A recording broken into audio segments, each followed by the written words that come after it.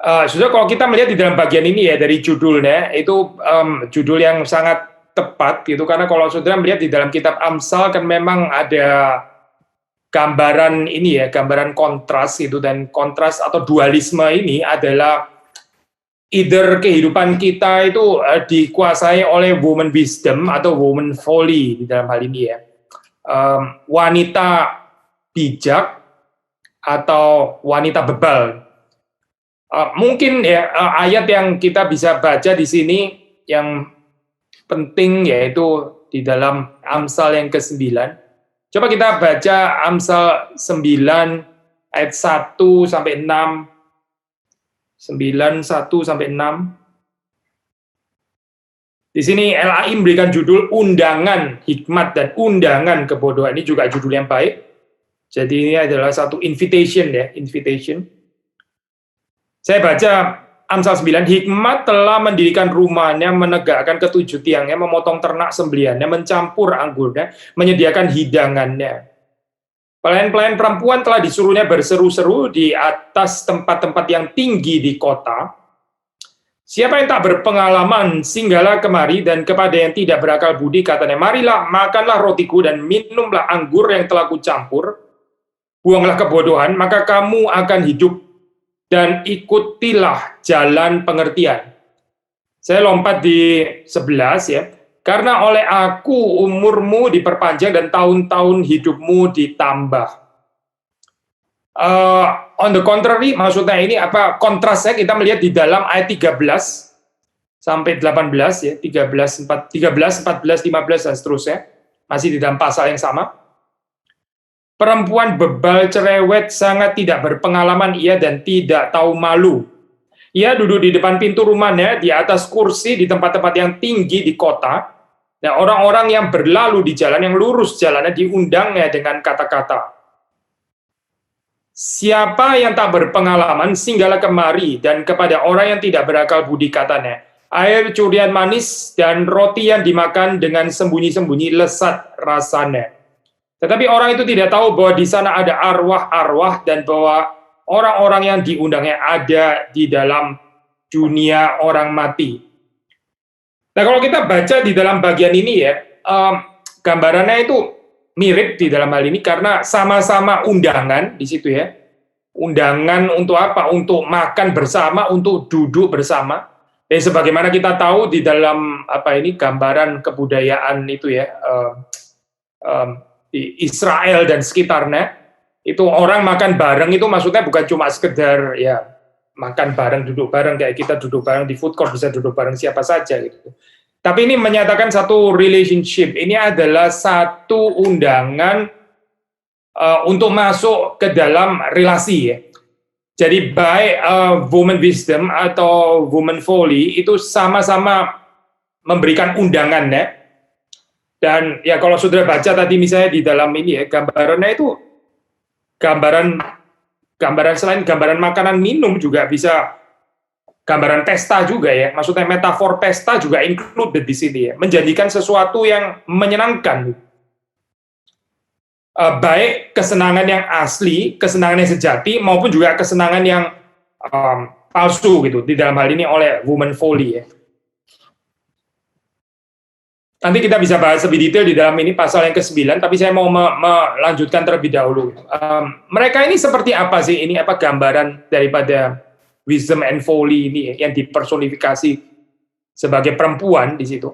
Nah, kalau sudah membaca misalnya di dalam pasal yang lain, ya, pasal 8 misalnya ya, coba kita lihat di dalam pasal 8, kita membaca misalnya ayat yang ke-6 ya, ini Wejangan Hikmat, judul dari LAI.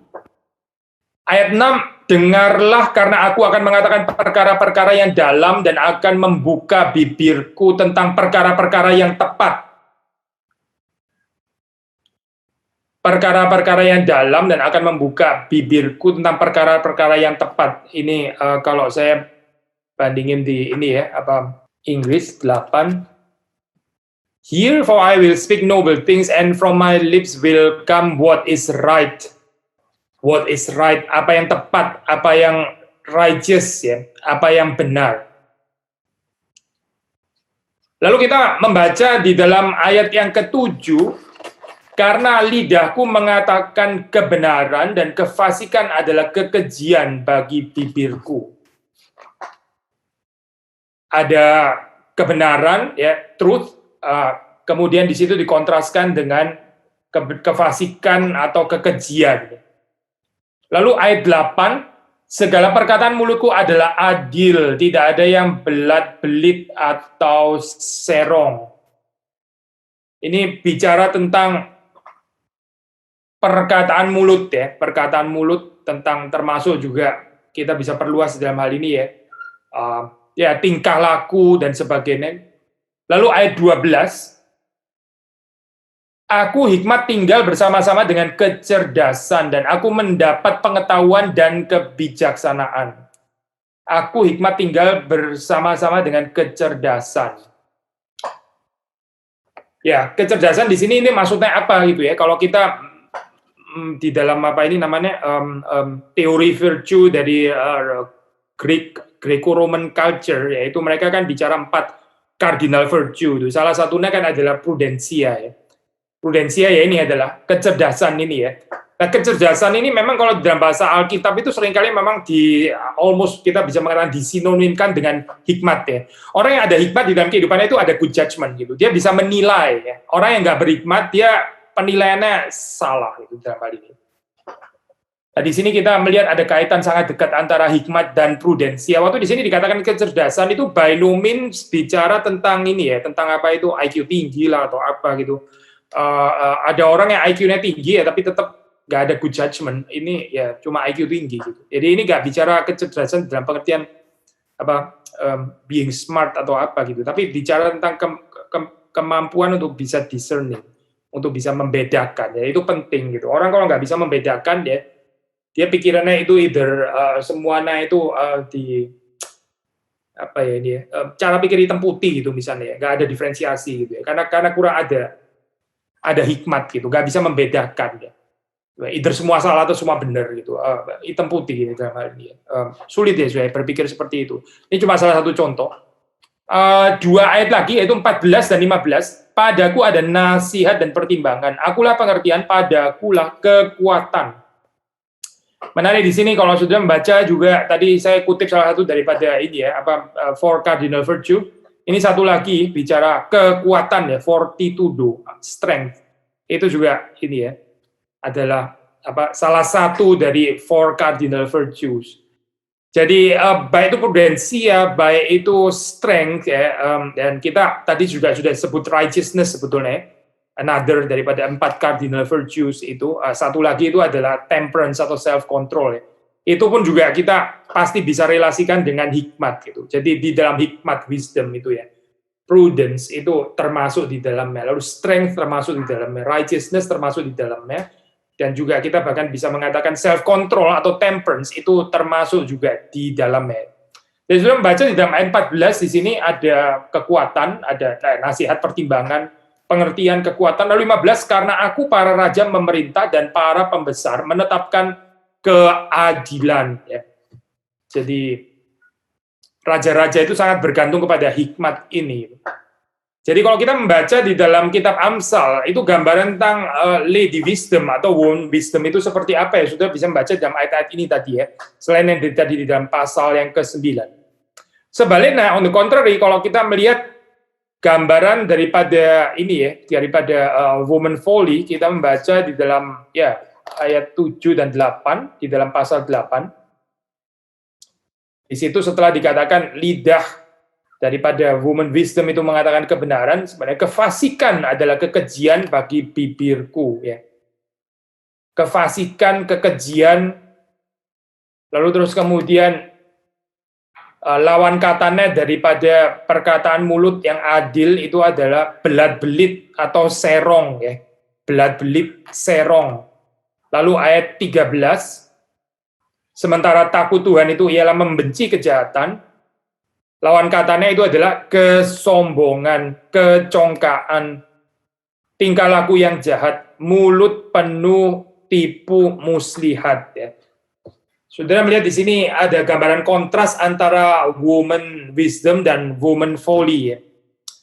Dan dua-duanya ini seems atraktif, dua-duanya ini sangat menarik hati gitu ya. Dua-duanya mencari tempat yang tinggi gitu, dua-duanya waktu mengundang di jalan-jalan kota itu di tempat yang tinggi, tapi ini satu adalah tempat tinggi yang palsu, satu tempat tinggi yang benar.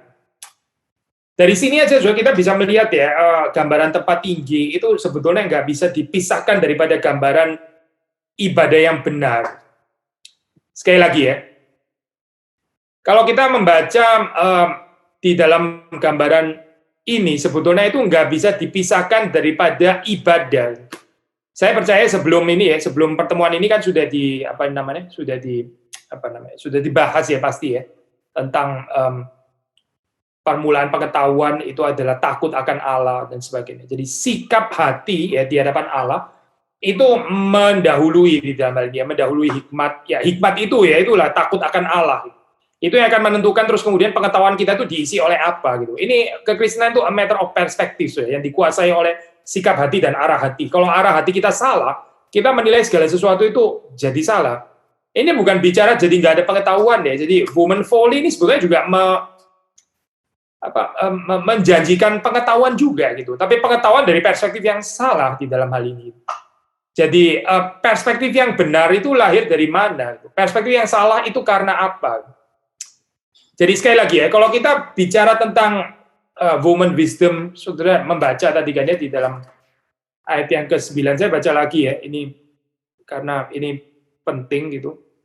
Kita membaca dari Amsal 9 ayat 3, pelayan-pelayan perempuan telah disuruh berseru-seru di atas tempat-tempat yang tinggi di kota.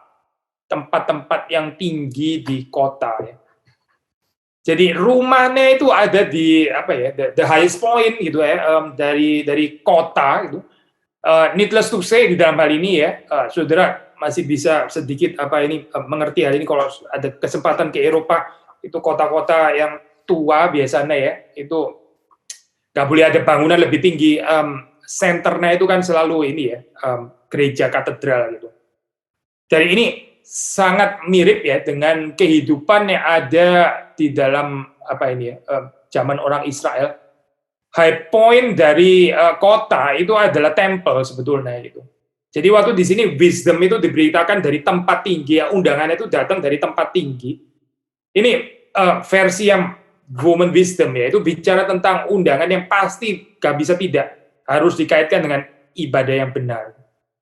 Temple teologi ya.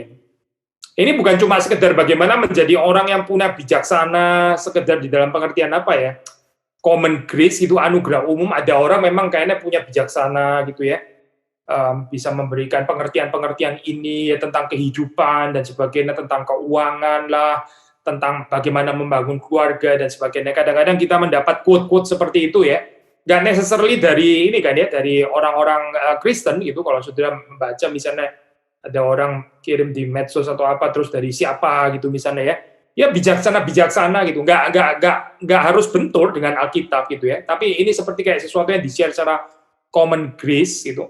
Tetapi kalau sudah melihat di dalam ini ya, di dalam Amsal ini, dari tafsiran ini kita melihat woman wisdom itu nggak bisa dipisahkan dengan undangan yang datang dari temple itu. Jadi sudah pasti di sini bicara tentang ibadah yang benar di hadapan Tuhan. Makanya ada istilah fear of the Lord is the beginning of knowledge di dalam hal ini ya. Ibadah kita itu mempengaruhi bagaimana kita akan melihat segala sesuatu. Kita percaya kepada Tuhan, kita takut akan Tuhan, atau kita nggak takut akan Tuhan, itu kita akan sangat berbeda ya dalam hal ini. Nah, seperti kita tahu ini kan memang by wisdom woman wisdom maupun woman folly itu kan bicara tentang ini ya, personifikasi itu, dipersonifikasi secara perempuan. Ya nggak tahu ya, ntar kalau ada waktu kita bisa discuss juga tentang ini. Ini menarik juga ya, kenapa perempuan gitu, bukan laki-laki ya, lady. Anyway, di dalam Hebrew itu kan memang artikelnya perempuan ya, hokmah. Tapi juga di dalam bahasa Yunani itu Sophia juga tetap pakai istilah ini, artikelnya juga perempuan ya, Sophia. Menarik ya, kadang di dalam bangsa tertentu itu artikelnya feminin, di dalam bangsa yang lain bisa jadi maskulin gitu. Tapi ini ada kesepakatan gitu ya, Pak, di dalam Hebrew maupun Greek sama-sama pakai artikel feminin gitu. Kenapa pakai artikel feminin di dalam hal ini ya? Itu menjadi satu pertanyaan yang lain lagi, kita juga nggak bisa diskusikan kalau ada kebutuhan. Jadi waktu Alkitab ini menggunakan gambaran lady atau woman wisdom gitu. Ini gambaran yang disajikan di dalam kitab Amsal ini mencakup berbagai macam metafor ya, metafor. Metafor itu kalau di dalam ini zaman kita sekarang dianggap lebih kaya daripada kalimat-kalimat yang sifatnya itu proposisi gitu ya, kalimat-kalimat definitif, kalimat-kalimat yang mendefinisikan dan sebagainya. Metafor-metafor itu bicara tentang gambar yang lebih luas gitu. Dan metafornya bukan cuma 1-2 di sini. Tapi intinya adalah metafor yang dipakai di sini adalah metafor yang menggambarkan hubungan atau relasi Allah dengan umatnya. Maksudnya ini ya, Lady Wisdom ini. Jadi ada seperti kayak gambaran mediasi gitu ya. Ini Allah ya, ini terus kemudian manusia, lalu terus kemudian ini adalah Lady Wisdom gitu. Gambaran mediasi antara Allah itu membangun relasi dengan umatnya terus via Lady Wisdom. Nah, saya mungkin saudara ini ya kan kita di Injili kadang-kadang ada orang yang menafsir ini ini apakah Kristus dan sebagainya gitu. Saya percaya konsep mediasi di dalam hal ini ya bisa dikaitkan juga dengan Kristus. Tapi kita juga mesti berhati-hati dalam hal ini, nggak mengatakan bahwa hikmat itu sebenarnya adalah Kristus gitu dalam hal ini. Saya percaya itu tafsiran yang nanti terlalu berani ya. Maksudnya salah satu alasan sederhana adalah ya ini lady loh gitu, lady wisdom gitu, ini woman wisdom gitu. Bagaimana mengaitkan woman wisdom dengan Kristus gitu? Kalau kita membaca di dalam kitab suci Perjanjian Baru ya, saudara akan mendapati bahwa Yesus juga membangun pelayanannya itu juga ada kaitannya dengan ini, Sofia teologi ya di dalam hal ini. Maksudnya dia penggenapan juga pasti daripada apa yang dibicarakan di dalam Amsal. Tapi yang saya mau katakan adalah kita mesti agak berhati-hati waktu ini ya membicarakan ini hikmat ini sebenarnya adalah Kristus gitu. Itu jam yang terlalu cepat ya di dalam hal ini ya. Ada kalimat misalnya dikatakan dia adalah yang pertama dari ciptaan, itu kalau saudara bilang hikmat adalah Kristus bisa sangat bermasalah ya tafsirannya ya. Nanti bisa jadi pandangan bahwa Kristus itu sebetulnya adalah ciptaan gitu. Itu nggak ada dasarnya sama sekali gitu. Karena itu waktu kita memikirkan hal ini boleh saudara mengaitkan dengan Kristus. Anyway kita baca seluruh ini ya, kitab suci itu kan memang menunjuk kepada Kristus gitu. Tapi ya menuju, nah itu bagaimana gitu. Itu kita perlu belajar lebih hati-hati supaya nggak langsung jam seperti itu ya. Tapi sekali lagi saya balik lagi konsep mediasi itu memang ada kemiripan di sini ya. Kemiripan, jadi Allah itu berrelasi dengan umatnya ya via wisdom di dalam kitab Amsal ini. Gambaran yang termasuk di dalamnya itu adalah gambaran gambaran bagaimana itu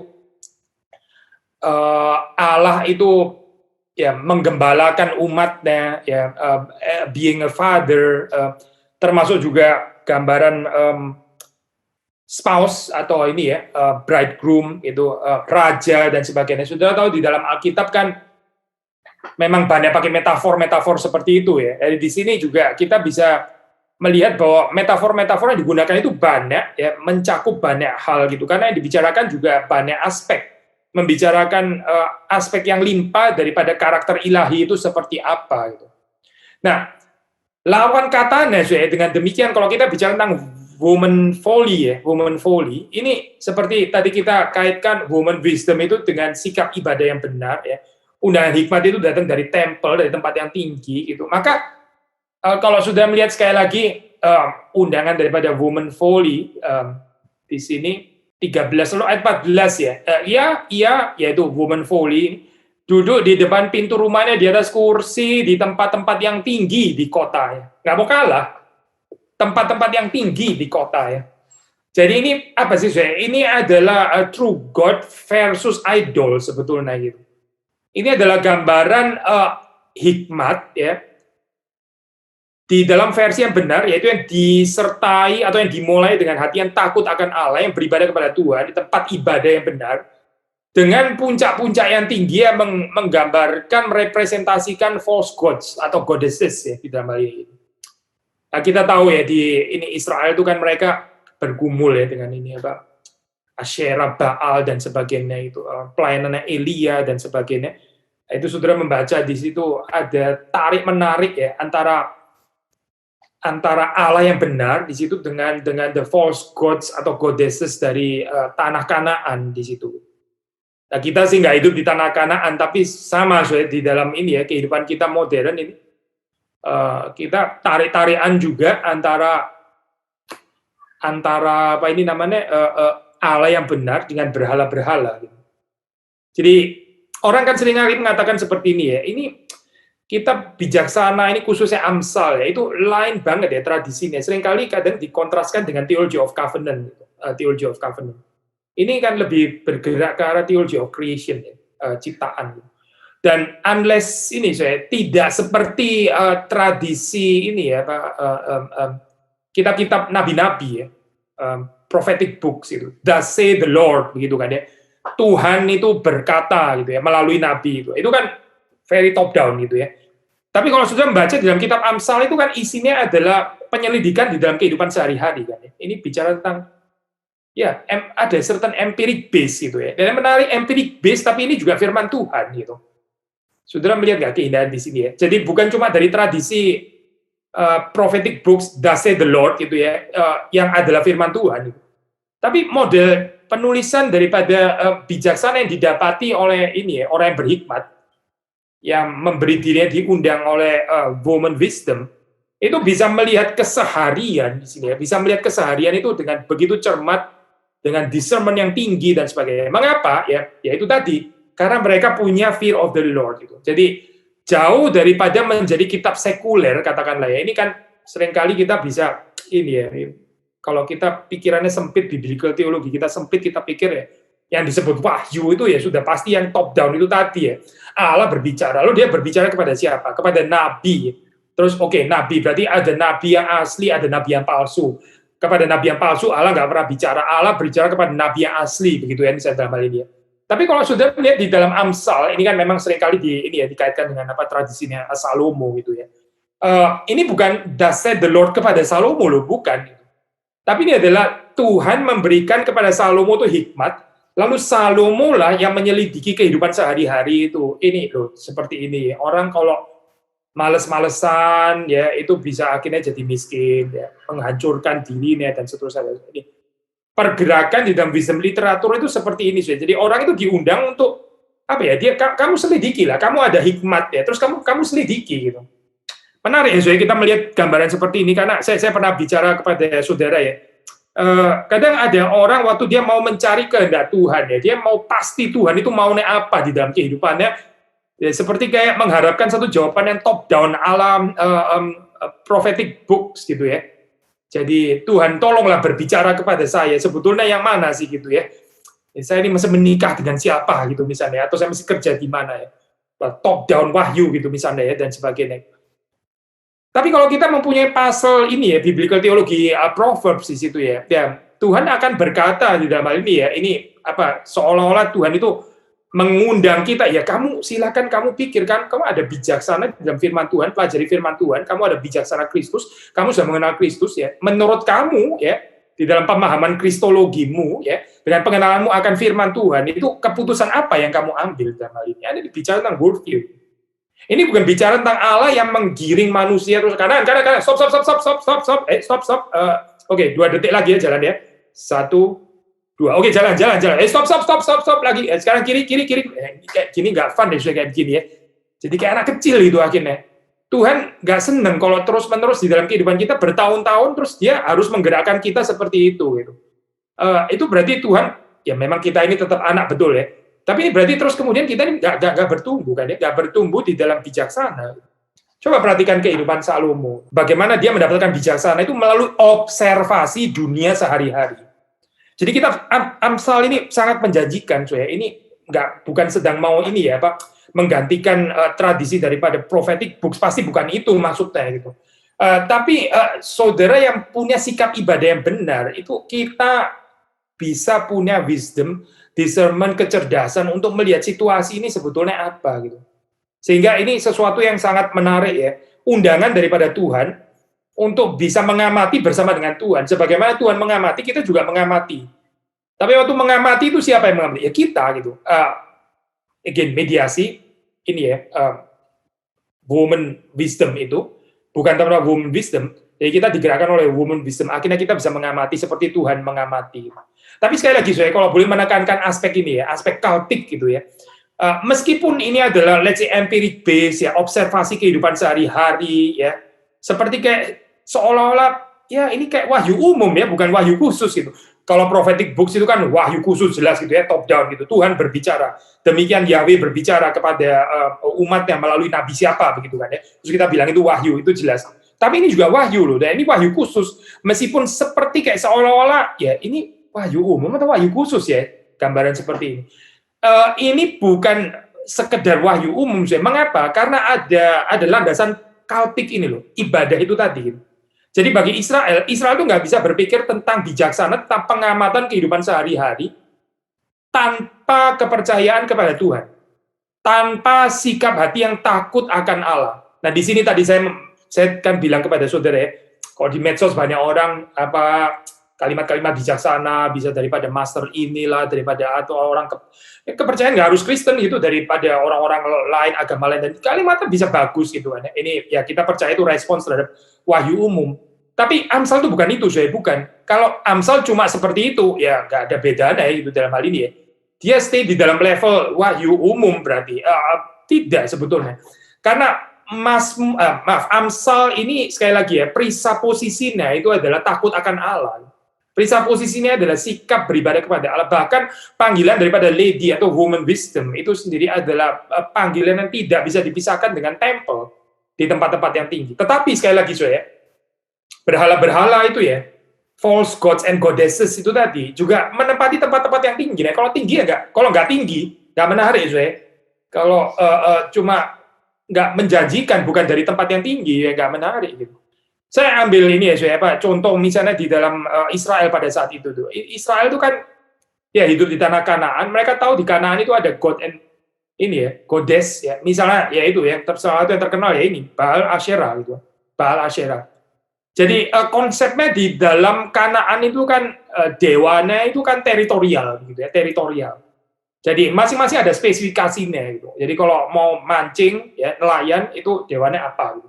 Lalu kalau mau beternak itu apa gitu. Kalau mau punya anak itu dewana itu apa gitu misalnya ya.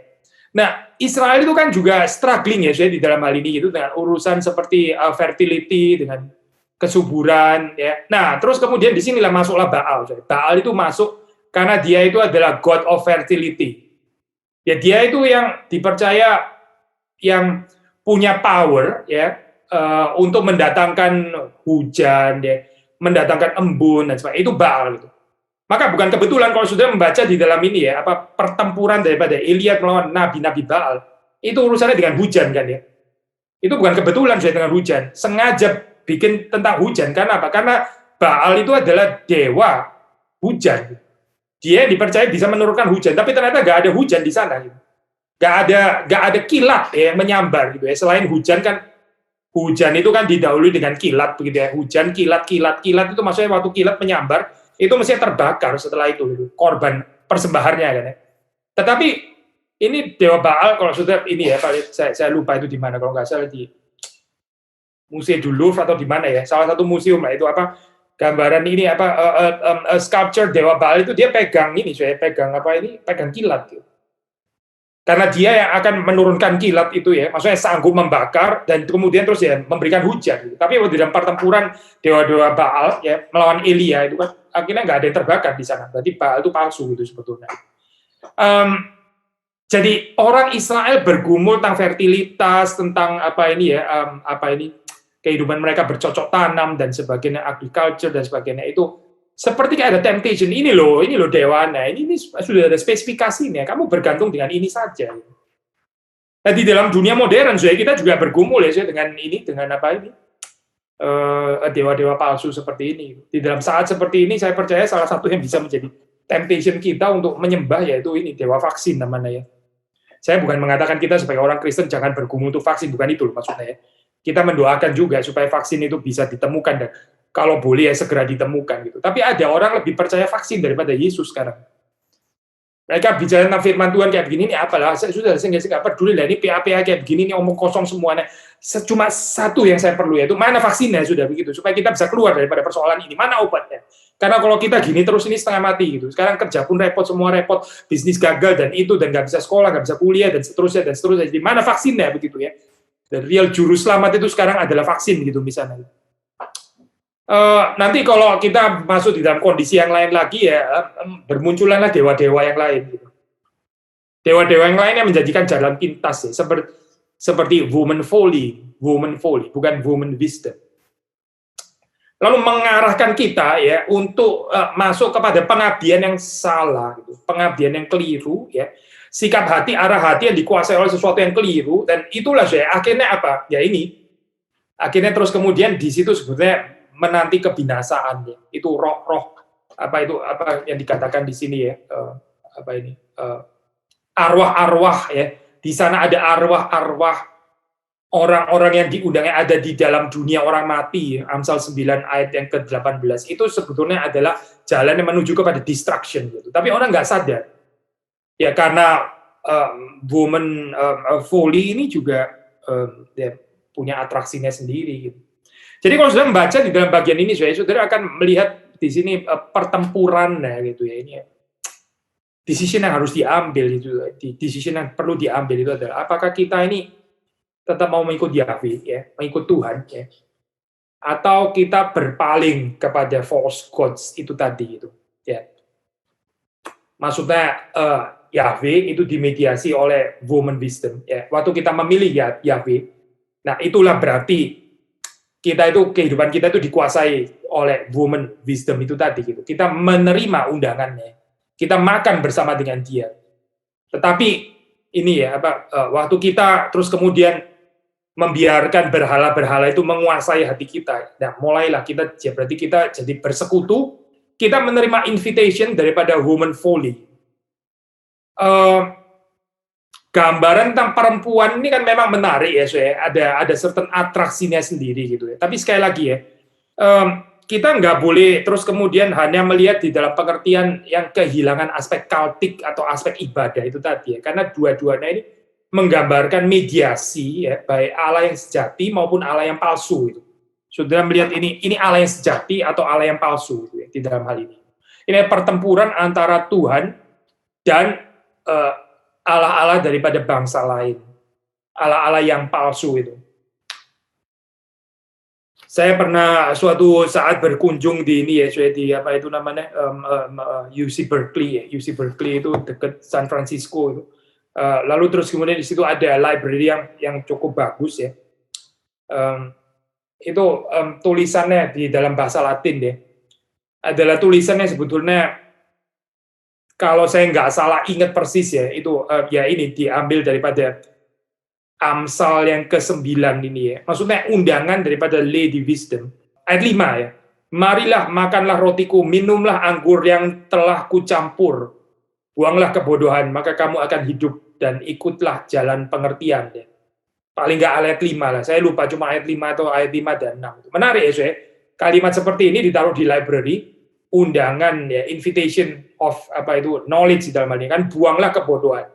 Kamu belajar di perpustakaan ini ya, kamu membuang kebodohan, kamu jadi cerdas ya, kamu jadi berhikmat, berpengertian dan sebagainya. Cocok sekali sih itu bicara tentang ini, tentang perpustakaannya. Tapi ya, kalau kita melihat di dalam konteks Proverbs yang asli, ini nggak bisa dipisahkan dengan hati yang takut akan Allah.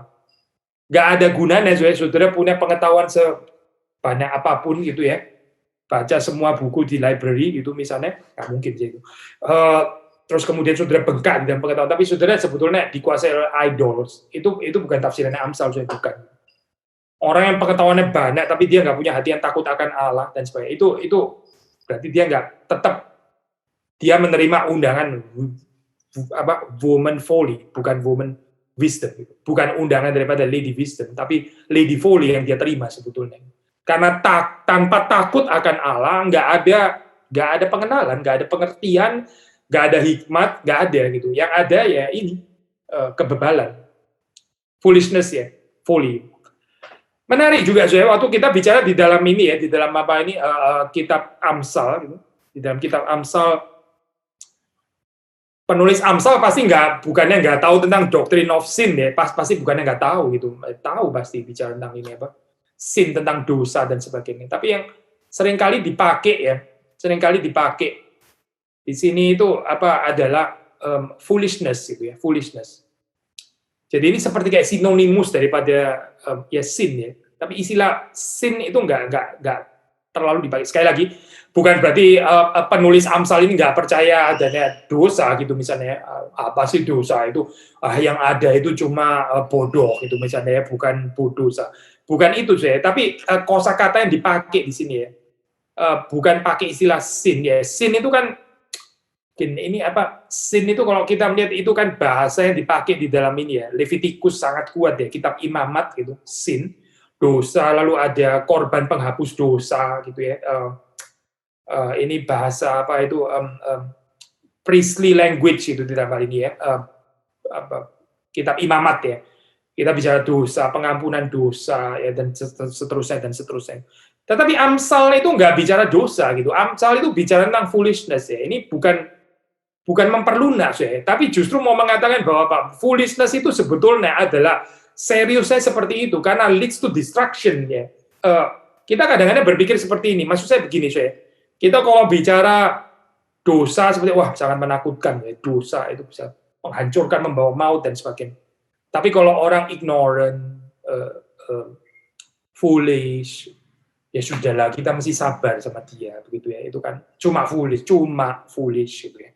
Ini kan bukan dosa kan, bukan yang menghancurkan orang. Ini kan cuma kurang bijaksana. Ya kalau kurang bijaksana ya kita kasih tahu lah supaya dia bisa belajar dan sebagainya. Amsal nggak melihat seperti itu, saya bukan. Foolishness itu leads to destruction. Berarti sama seperti dosa ya. Kalau orang itu nggak dikuasai oleh hikmat, dia akan dikuasai oleh foolishness itu, woman folly itu tadi ya. Hidupnya itu berakhir kepada di mana ada arwah-arwah itu tadi, alias kebinasaan, maut. Berarti jangan anggap enteng ya tentang ini ya, sin of ignorance gitu ya. Ini apa, ignoransia, tidak apa ini namanya, ya tidak mau dididik dan sebagainya. Ini persoalan sangat besar kalau menurut kitab Amsal. Sekali lagi ya, waktu kita bicara tentang kecerdasan dan sebagainya, kita kan bukan bicara tentang kecerdasan ini ya, IQ dan sebagainya, atau even EQ atau apa. Tapi bicara tentang spiritual ini, apa intelligence ya, itu ini orang ini punya hati yang takut akan Allah atau dia bebal. Foolish itu dalam pengertian apa? Ya orang bebal berkata tidak ada Allah. Ya itu saya. Foolish maksudnya. Orang bebal mengatakan Allah itu nggak ada. Dia nggak punya hati yang takut akan Allah. Dia suppressing knowledge of God. Saya pernah mengatakan ya, orang-orang yang terus kemudian akhirnya meninggalkan Allah padahal pernah punya pengertian tentang Tuhan dan sebagainya. Itu nggak pernah ada experience bahwa firman Tuhan itu benar di dalam dirinya. Sayang sekali ya, saya ikut seperti kayak ke gereja bertahun-tahun tapi nggak pernah mengalami ini betapa baiknya Tuhan itu, betapa indahnya Tuhan itu. Itu sesuatu yang sangat experienceable, sesuatu yang sangat livable ya. Tapi kalau orang itu semua nggak ada. Saya bukan mau sedang menyejajarkan Alkitab dengan ini ya, pengalaman bukan itu poin saya. Tapi pengikutan akan Allah yang benar itu pasti include ada dimensi experience ya. Kalau itu nggak ada, ya kita bisa goyang loh di dalam hal ini. Kita pikir Tuhan itu cuma social construct gitu. Allah itu cuma sesuatu yang dipakai, ditemukan manusia untuk menakut-nakuti, mengancam manusia tentang hell yang nggak pernah ada gitu misalnya, tentang penghukuman ini itu dan sebagainya, atau dibilang seperti Sigmund Freud sebetulnya adalah apa itu mimpi masa kecil yang nggak kesampaian gitu, akhirnya karena nggak punya father yang terlalu baik, akhirnya terus my heavenly father gitu, saya kasihan banget deh lu gitu misalnya, karena lu nggak ada papa di dunia yang benar-benar peduli akan kamu, terus kamu mimpi heavenly father gitu, our father in heaven dan sebagainya. Sebetulnya nggak ada lah itu cuma imajinasi semuanya gitu. Kenapa ya bisa ada gambaran seperti ini? Itulah gambaran orang-orang yang nggak pernah mengecap kebaikan Tuhan, nggak pernah mengecap keindahan yang ada pada Tuhan. Dia nggak mengerti itu gitu. Sehingga akhirnya apa ya, foolishness itu jadi menarik ya, jadi cara hidup yang atraktif di dalam hal ini. Sekali lagi saya mau mengatakan tadi, sudah mengatakan bahwa ini ya, gambaran folly itu kalau sudah baca ayat 13 sampai 18 pasal yang ke-9 ya, dikatakan di sini perempuan bebal itu cerewet ya, brush itu apa ya, saya terjemahan bahasa Indonesianya cerewet ya, boleh juga sih. diterjemahkan seperti itu. Tapi cerewet di dalam pengertian apa maksudnya saya? Itu brash itu kan kalau ini ya, lihat salah satu definition di dalam dictionary dia ini self-assertive in a rude, noisy, or overbearing way. Nah, itu ya, noisy and overbearing way itu boleh diterjemahin cerewet gitu. Tapi self-assertive ini adalah apa ya? Yang penuh dengan ego gitu ya, pokoknya itu all about her, tentang dia, dan dia memaksakan kehendaknya dengan cara yang rude ya, yang kasar ya, terus ngomong terus ya, nggak seperti kayak akhirnya nggak ada keanggunan gitu ya. Itu sebaliknya ya, lady wisdom itu persuasif. Kalau orang menolak, memang pada akhirnya orang akan mendatangkan penghakiman atas dirinya gitu ya. Tapi lady wisdom, nah ini menarik ya, lady ya, gambaran lady. Lady itu harusnya persuasif di dalam hal ini. Membujuk di dalam hal ini. Bukan memaksa. Memaksa itu seperti kayak gambarnya itu apa ya? Lebih cocok ini ya, force dan sebagainya. Itu kan lebih gambarnya lebih dekat kepada maskulin, if not even machoism gitu sebetulnya. Ini gambaran machois gitu. Nah, biasanya poin ini ya. Sementara lady itu kan apa ya, dia itu anggun gitu ya, dia membujuk ya, ngomongnya itu lembut tapi ya diam-diam menghanyutkan gitu ya. Tapi kita bicara dalam pengertian positif dalam hal ini. Waktu membujuk, persuasi disebut ya, itu memberikan ada space ya, ada apa ini namanya, nggak override apa ya, human free will gitu misalnya, nggak override daripada space yang ada pada manusia itu tidak, tapi dia menawarkan, dia invite ya. Tapi kalau digambarkan di sini woman folly itu sebaliknya, ini ada sifat yang seperti kayak memaksa gitu ya. Dia rude, kasar, noisy, overbearing, cerewet ya. Ngomong nggak selesai-selesai gitu. Jadi orang terus kemudian kalau masih terbujuk juga, itu keterlaluan ya sebetulnya gitu. Nah, memang di dalam dunia ini ada banyak hal yang ironis ya. Orang yang baik justru makin tertekan, makin dikorbankan, nggak apa-apa. Tapi orang-orang yang suka ngotot, orang-orang yang suka memaksakan kehendaknya seringkali adalah mereka yang akhirnya dapat apa yang mereka mau. Ya memang ini ketidakadilan gitu ya. Tapi jangan karena ini terus kemudian kita jadi ya gini cara di dunia bekerja, gini kita mesti self assertive. Kalau kita nggak self assertive, kalau kita self denial, wah konyol lah, habis lah kita, kelar kehidupannya. Nggak mungkin bisa make it di dalam dunia. Dunia ini adalah tentang the survival of the fittest gitu misalnya. Kalau kita nggak mau berkompetisi ya sudah habis lah kita kegencet gitu ya. Kita akan menjadi orang-orang yang crush, aja orang yang terinjak dan hancur lebur dan sebagainya gitu. Jangan kita terus kemudian tempted ke arah sana ya. Kalau kita tempted ya itulah berarti ini. Ya ini kan sifatnya woman folly kan memang seperti ini. Self assertive ya. Pokoknya kamu ribut aja gitu ya, pokoknya kamu teriak-teriak dan sebagainya gitu. Saudara ini kan ya, apa membaca dikatakan tentang Mesias itu waktu dia di jalan, dia tidak apa ini ya, mengumbandangkan suaranya dengan berteriak-teriak dan sebagainya, dengan memaksa dan sebagainya. Ini saya ini ya apa langsung tafsir gitu di dalam range of meaning saya di dalam hal ini. Saudara melihat di dalam gambaran ini sekali lagi ya, sangat sesuai dengan gambaran Lady Wisdom.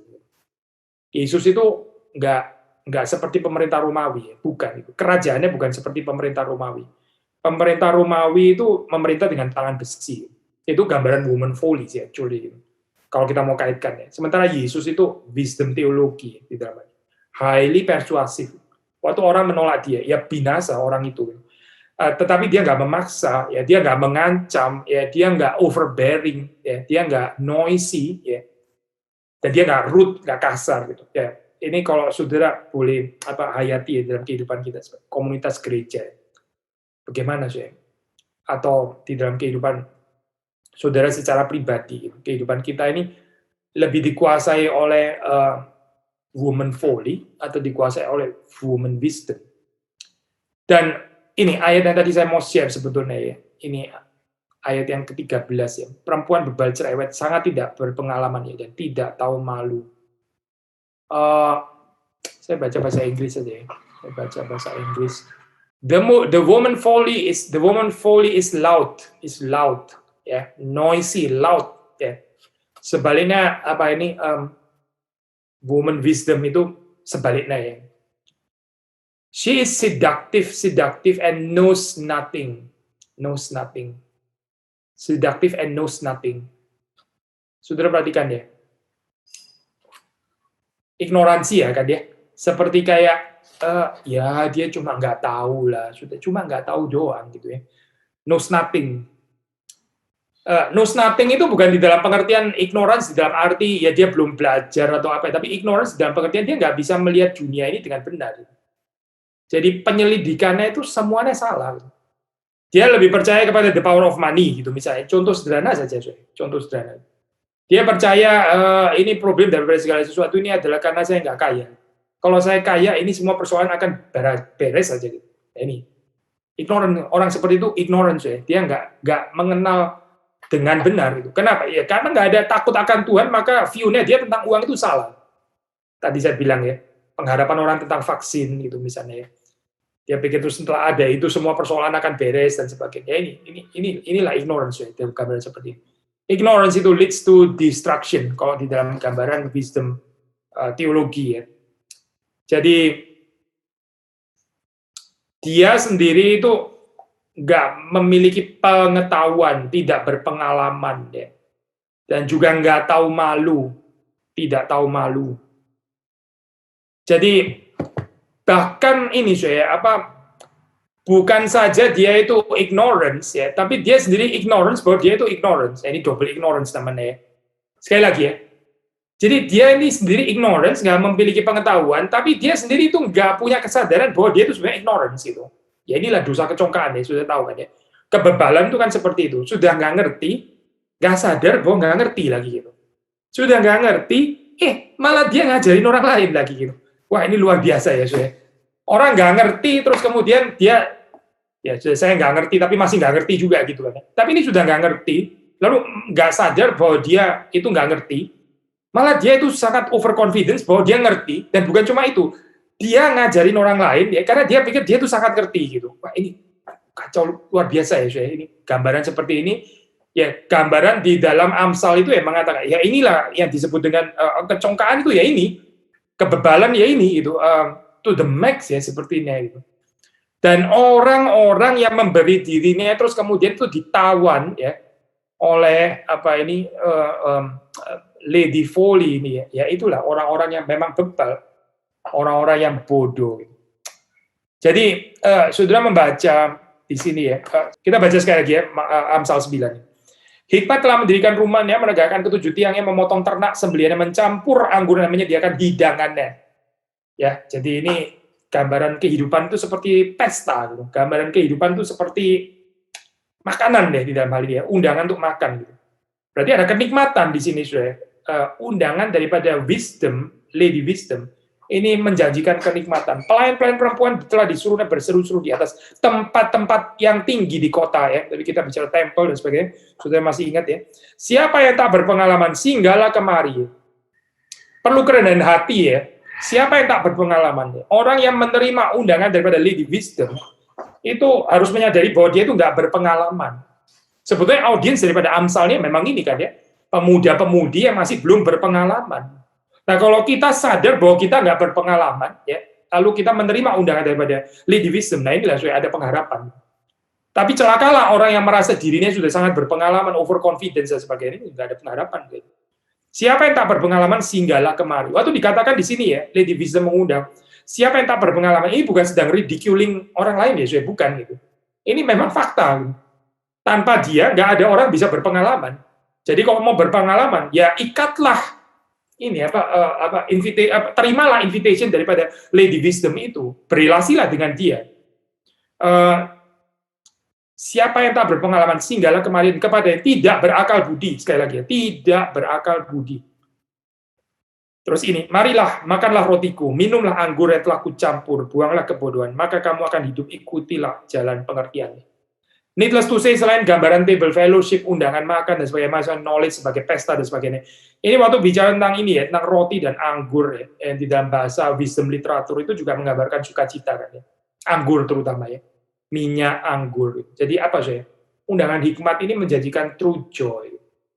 Sebaliknya ya, orang yang bersekutu dengan Lady Folly, ya dia akan menderita kesedihan, kesengsaraan ya, miserable life dan sebagainya, kehidupan yang hancur dan seterusnya dan seterusnya. Satu poin terakhir yang juga menarik ya, itu di dalam pembaca saya belajarnya dari Brueggemann gitu, jadi ada banyak interpretasi ya waktu bicara tentang wisdom ini sebetulnya apa sih gitu, tapi ada satu tafsiran yang menarik. Christine Yoder dia dikutip oleh Brueggemann itu. Dia bilang seperti ini saya jadi ini sebetulnya diambil daripada gambaran yang terjadi di sekitar Israel. Itu jadi ada gambaran orang yang dari katakanlah keluarga bangsawan gitu ya, pemuda yang mau menikah. Jadi dia ada dua pilihan. Itu dia menikah dengan perempuan yang benar atau dengan perempuan yang salah. Kalau dia menikah dengan perempuan yang benar ya perempuan yang benar itu dia akan membawa sejahtera, well-being ya, mendatangkan kekayaan, umur panjang dan pokoknya hidupnya akan bahagia aja kalau ketemu perempuan yang benar.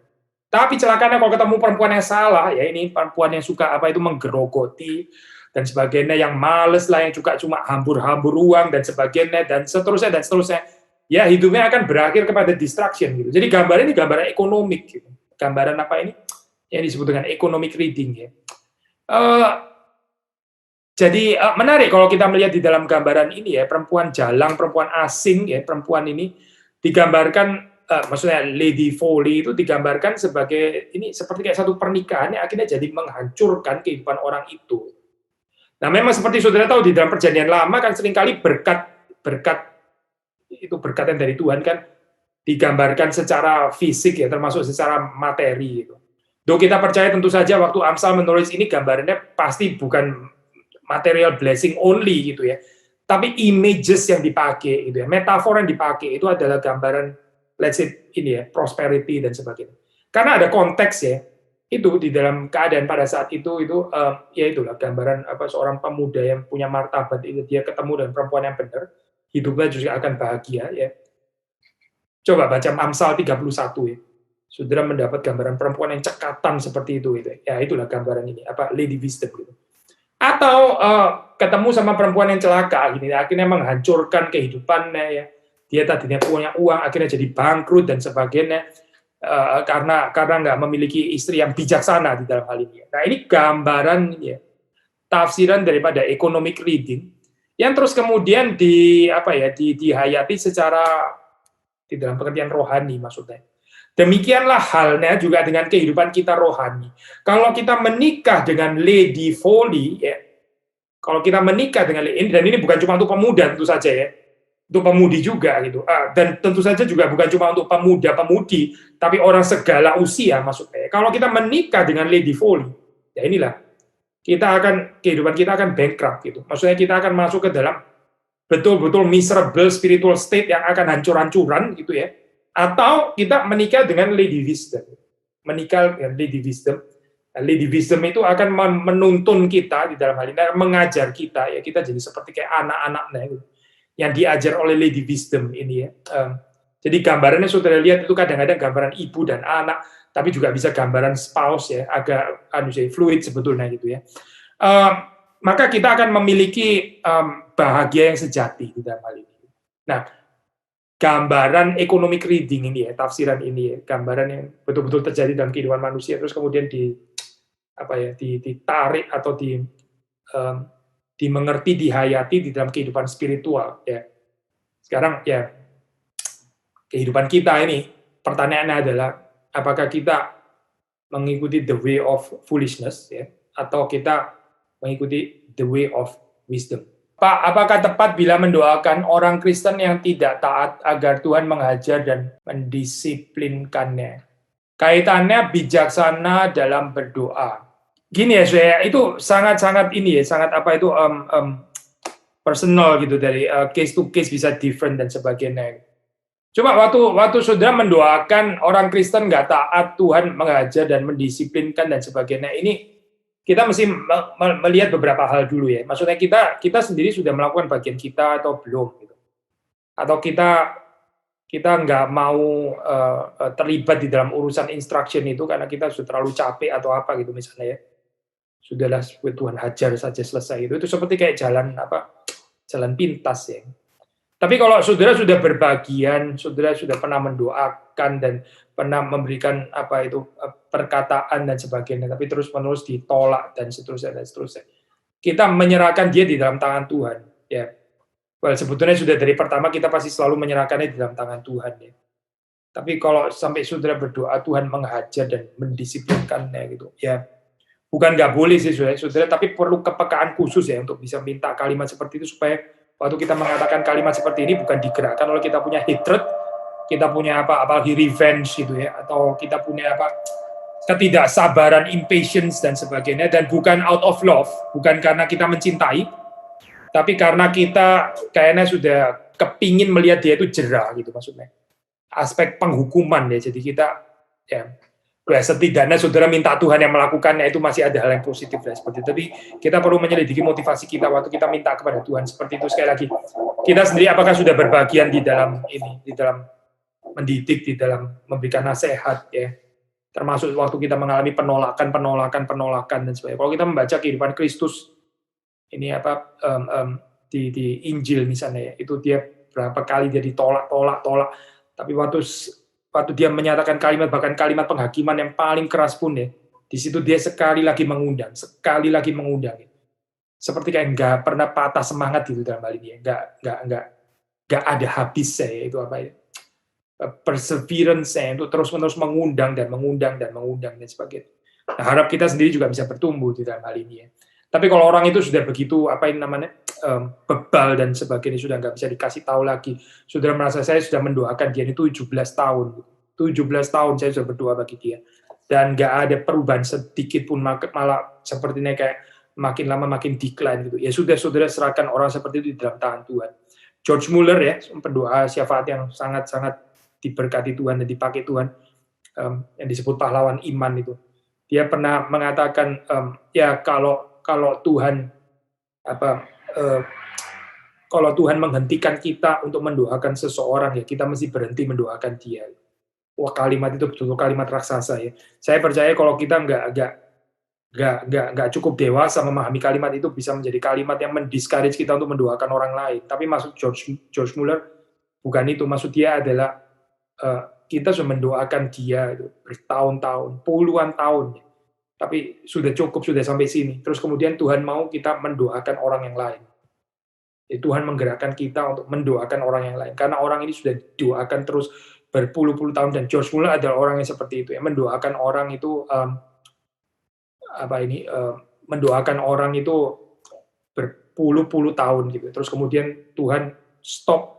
Ya sudah, dia taat, dia berdoa untuk yang lain lagi. Gitu. Toh dia sudah pernah mendoakan dia berpuluh-puluh tahun. Tapi pertanyaan yang sama kalau ditanyakan kepada saudara dan saya, kita ini sudah punya ya ketekunan seperti itu, mendoakan orang yang sama berpuluh-puluh tahun.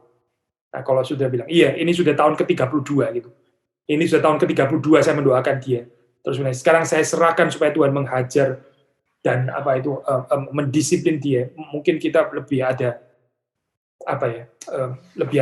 istilahnya, ada permisi gitu ya untuk mengatakan kalimat itu. Tapi saudara mendoakan baru 7 menit yang lalu.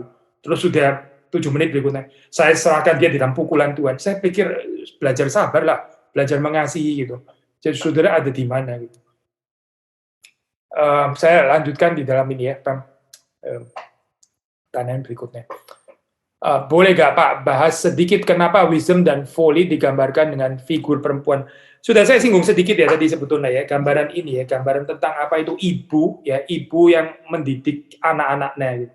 Kan itu hai anak-anakku gitu. Jadi gambaran ini adalah gambaran ibu-ibu yang berbijaksana, terus kemudian yang mendidik anak-anaknya ya. Karena apa? Karena gambaran seperti yang dijelaskan di dalam Amsal sendiri itu. Yang gambaran bapak nah itu ya adalah elders ini. Penatua-penatua atau tua-tua Israel yang ada di gerbang kota dan sebagainya. Ini satu standing yang respected di situ ya, menjadi pemimpin gitu di dalam masyarakat dan sebagainya.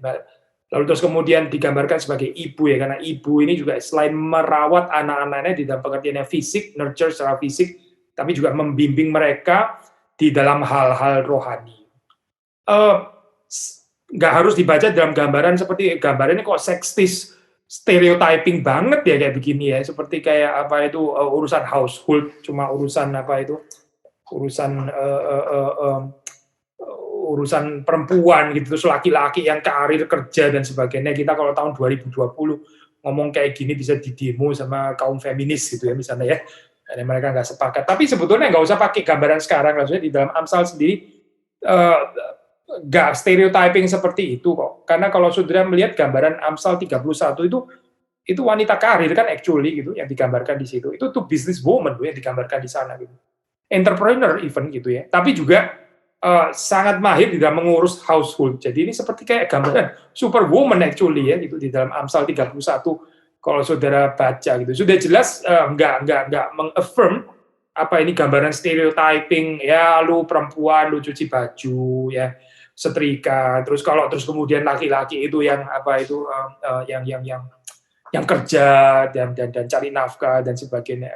Gambaran stereotyping itu sendiri sudah transcend gitu, dilampaui oleh kitab Amsal gitu. Maksudnya saya waktu menjawab kalimat ini tadi ya, mengatakan ibu yang merawat anak-anaknya, saya nggak mau saudara salah mengerti seperti kayak ini gambaran stereotyping seksis yang sangat menyebalkan bagi kaum feminis gitu misalnya ya.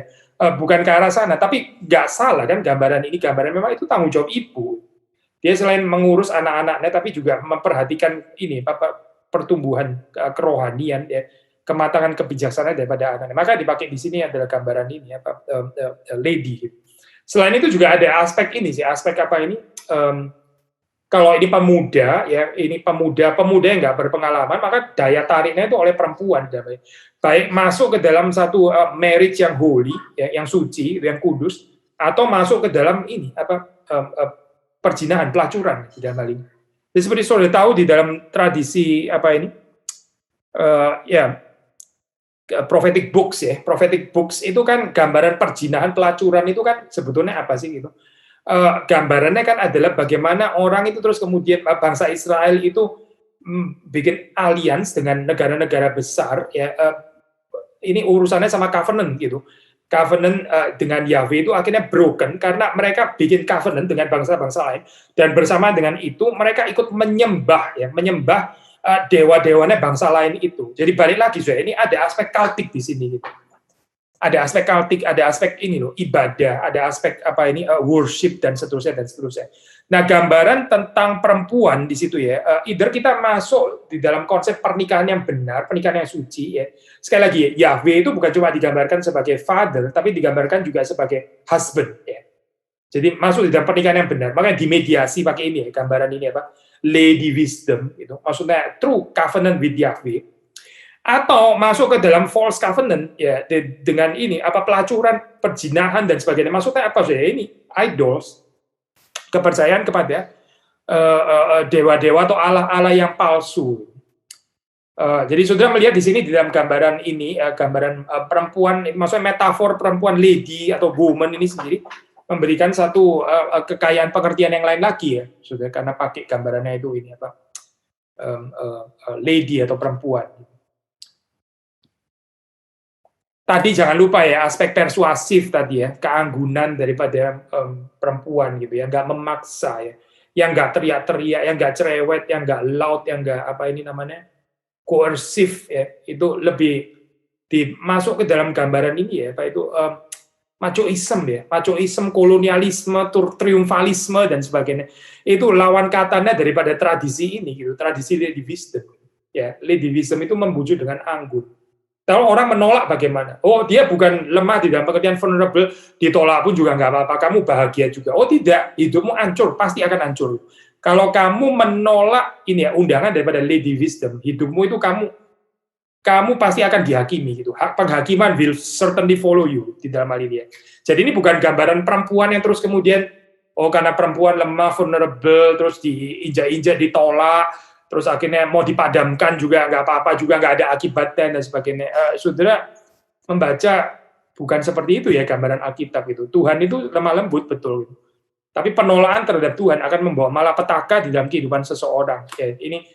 Tapi yang mau ditekankan di sini memang ini ya kelembutannya gitu. Instead of loud, ya, instead of teriak-teriak, noisy dan dengan suara yang berteriak-teriak, tapi ini adalah satu panggilan yang lemah lembut ya, untuk orang itu bisa datang kepada Tuhan. Apakah ada yang salah dalam menghidupi kekristenan kita, di mana kaum evangelical dalam kurung konteks Amerika, Afrika, Asia dianggap sebagai orang-orang yang kurang bijaksana dan pengetahuan dalam kurung baik dalam sains, ekonomi, politik dan lain-lain. Gini makanya kita bilang ini kan ya, kita GRI kita ini reform evangelical gitu. Kalaupun ya, ini bukan judgmental. Saya nggak tahu ya, saudara dapat data ini dari mana, saudara mesti harus tanggung jawab gitu. Tapi kalaupun seandainya ya, misalnya umpama ada katakanlah kesan gambaran seperti kayak orang-orang Injili itu ini kurang tertarik dengan urusan tanggung jawab di dalam sains, ekonomi, politik, medis, seni, sastra dan sebagainya gitu. Ya kan ada teologi reform. Teologi reform kan sangat mengencourage kita untuk ini masuk ke dalam keanekaragaman aspek-aspek hidup itu gitu. Integrasi antara iman Kristen dan sains dan ekonomi dan politik dan sebagainya. Saya pernah bicara kepada saudara kan ya, ini ambil statistik ini ya di negara Eropa saja gitu. Saudara coba perhatikan itu satu saja ini aspek ekonomi gitu ya. Saudara perhatikan ya di negara-negara yang ada statistik yang cukup berarti ya, signifikan pengaruh daripada teologi reformatoris itu. Teologi reformatoris ya. Itu mempunyai kehidupan ekonomi yang lebih baik. Ya, sementara negara-negara yang kontribusi atau jumlah daripada orang Protestannya itu sedikit ya. Itu mereka lebih struggle di dalam hal ekonomi. Saudara cari sendiri ya di dalam datanya di dalam di Google atau di apa gitu. Saudara bisa cari. Maksudnya saya mau katakan ini ya. Agaknya ada teologi tertentu yang memang nggak terlalu mengencourage orang untuk mengintegrasikan itu, berjuang menyatakan iman Kristen di dalam dunia ekonomi itu bagaimana, dalam dunia politik itu bagaimana, dalam sains itu bagaimana. Ada jenis, ini contoh ekstrem ya, ada jenis kekristenan yang ada gambaran orang yang masih kayak hidup nggak mau pakai teknologi gitu misalnya. Bagaimana bisa ada redeeming culture ya di sini. Mereka menarik diri hidup seperti kayak 200 tahun lalu gitu misalnya. Masih naik kereta kuda itu ya. Nggak mau pakai peralatan modern, itu dianggap seperti kayak pencobaan yang datang dari iblis lah dan seterusnya. Gambarnya sangat ekstrim ya, mungkin lebih mirip gambaran fundamentalisme sih daripada Injili kayak gini. Maksudnya saya percaya nggak semua Injili itu fundamentalis gitu. Tapi kalaupun ada gambaran seperti itu ya belajar teologi yang memberikan tempat orang itu bisa melakukan integrasi iman Kristen dan bidang-bidang yang lain. Dan yang pasti teologi reform itu menjanjikan itu gitu. Bukan ini ya, kita jadi orang Kristen terus kemudian nggak mau tahu sama medis, sains, ekonomi, politik dan sebagainya. Bagian saya masih nggak terlalu mengerti pertanyaannya ya. Mungkin lain kali sudah bisa memformulasikan dengan lebih baik atau kasih data yang lebih jelas. Dalam konteks mencari pasangan, bagaimana kita bisa punya kepekaan untuk mengetahui apakah pasangan kita orang yang bijaksana, which is takut akan Tuhan atau tidak. Saudara bisa lihat dong, seseorang itu mempunyai spiritual appetite atau tidak, gitu, atau dia highly sekular, gitu. Dia suka berdoakah, gitu. Kalau dia misalnya saudara undang untuk belajar Alkitab bareng, terus dia apa sih itu? Yang penting kan cari uang, gitu misalnya. Saudara tahu nggak ada spiritual appetite berarti. Simple kan ya sebetulnya. Meskipun ya, kita perlu bijaksana lagi untuk membedakan lagi ini benar sincere atau enggak, atau jangan-jangan cuma masa pacaran dia kelihatan seperti kayak mau aktif sekali di gereja gitu misalnya, tapi ternyata sebetulnya tidak. Itu akan terlihat daripada bagaimana dia memutuskan menghadapi situasi krisis dan sebagainya. Worldview-nya dia ya, konsep nilainya dia itu bagaimana. Dia melihat hal itu bagaimana, melihat dunia ini bagaimana. Dan Amsal itu sebenarnya kan mengajarkan itu ya. Takut akan Tuhan itu akan mempengaruhi seseorang itu melihat dunia ini seperti apa. Ya, melihat kehidupan ini seperti apa, lalu dia menilai seperti apa. Ya, saudara bisa lihat di situ. Hopefully saudara sendiri juga adalah orang yang takut akan Tuhan. Kalau saudara dia orang yang nggak takut akan Tuhan, ya jadi nggak ada discernment itu tadi gitu. Bagaimana bisa discern orang sendiri nggak punya spiritual appetite? Saya mesti membedakan orang itu punya spiritual appetite atau tidak. Ya saya nggak bisa discern orang saya sendiri nggak punya spiritual appetite gitu. Saya sendiri nggak punya takut akan Tuhan misalnya. Pak, saya ingin bertanya bagaimana cara kita men-share kebijaksanaan kita pada orang tidak percaya. Apakah setiap nasihat kita harus kita kaitkan dengan anjuran untuk takut akan Tuhan? Ya, pertanyaan menarik. Kalau ada kesempatan memberitakan Injil, memberitakan Kristus, ya kita memberitakan gitu ya, kalau waktunya pas. Tapi kalaupun misalnya waktunya bukannya untuk itu, saudara tetap bisa memberitakan arti takut akan Tuhan di dalam pengertian yang ini ya, saudara, secara apa ini, anugerah umum gitu. Orang itu ada yang belum mengenal Tuhan Yesus Kristus ya, tapi hatinya itu sudah punya hati yang takut akan Allah, itu mungkin. Bahkan kalau sudah membaca kisah para rasul ya, itu membaca Lukas ya, Lukas kisah para rasul itu ada orang yang takut akan Allah.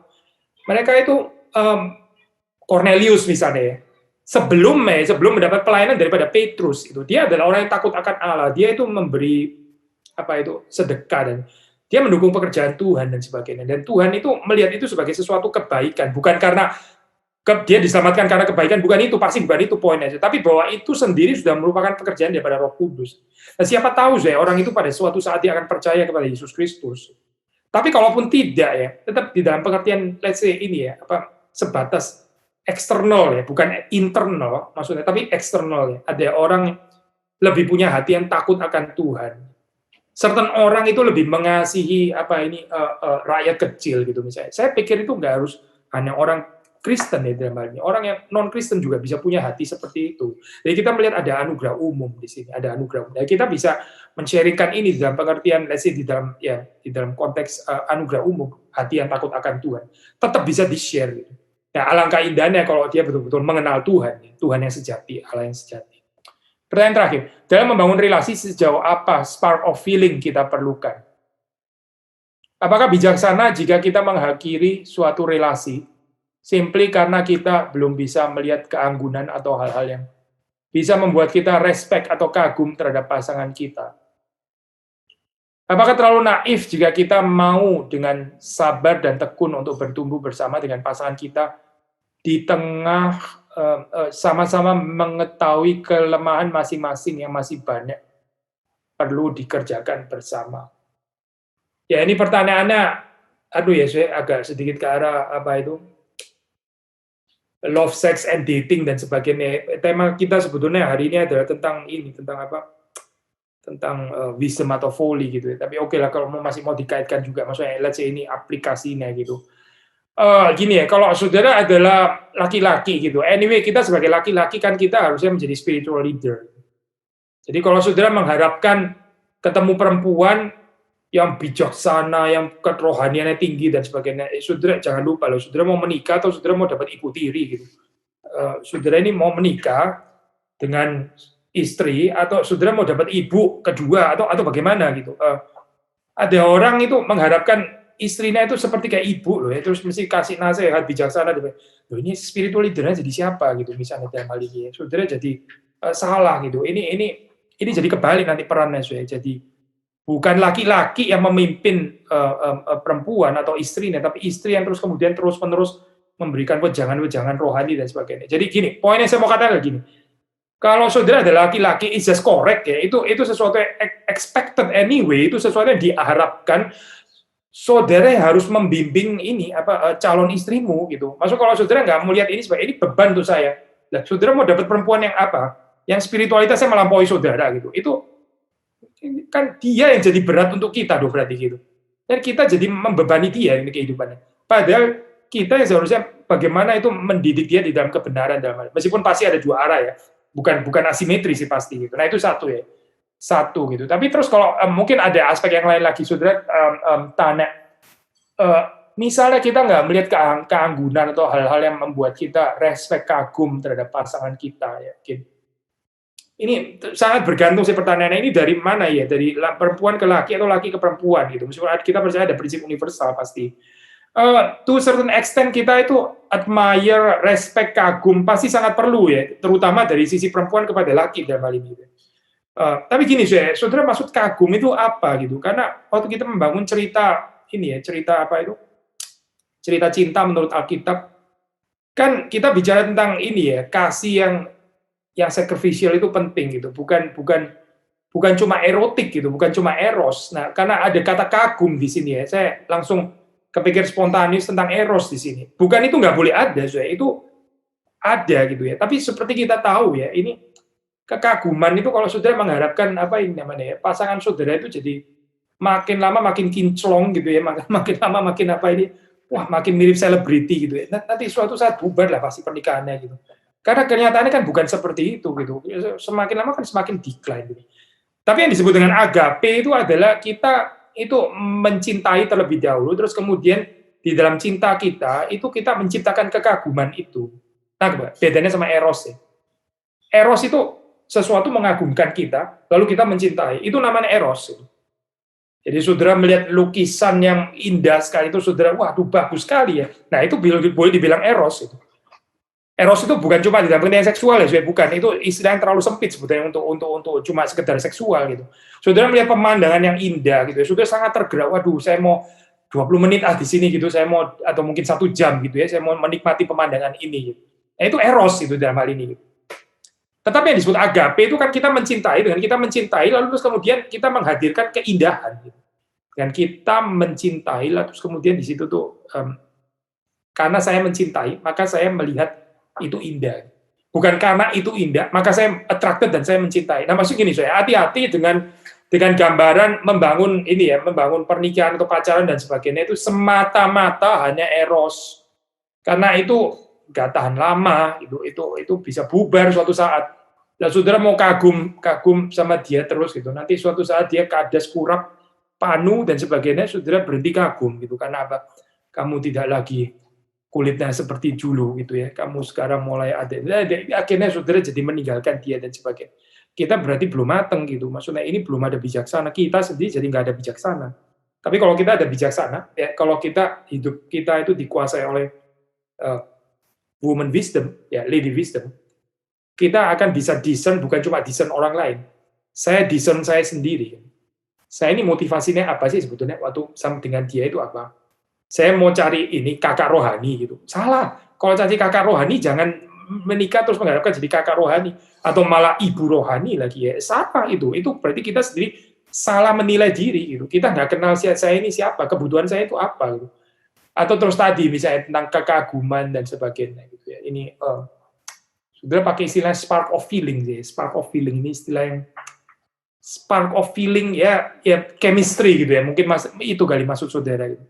Ketertarikan itu ya perlu karena kita tetap perlu ya ada aspek seperti ini gitu. Tapi poin yang kita mau katakan adalah ini jangan jadi faktor yang terus jadi 90%, 95% dan sebagainya. Anyway, saudara punya choice kan tetap gitu. Saudara kan nggak sedang dipaksa harus menikah dengan apa yang kan mungkin sekarang bukan di dalam zaman itu lagi kan. Saudara bisa memang saudara bisa cari orang yang saudara attracted dengan dia gitu kan, pasti kan. Nggak salah gitu, saudara cari orang, saudara attracted, saudara nggak dipaksa untuk menikahi dengan orang yang saudara nggak bisa tertarik sama sekali, itu pasti bukan itu kan maksudnya. Terus atas nama spiritualitas Kristen, penyangkalan diri, ya bukan itulah, ini kan bukan itu maksudnya. Tetapi yang kita mau katakan hati-hati dengan membangun cerita cinta hanya sebatas eros kagum saja dan atau ini ya kita mengharapkan secara anti-realistik khususnya dari laki-laki mengharapkan perempuan itu punya bijaksana, kita bahkan melampaui kita. Karena itu tanggung jawab kita sebagai laki-laki justru untuk membimbing wanita dan bukan sebaliknya. Kiranya Tuhan memberkati kita semua.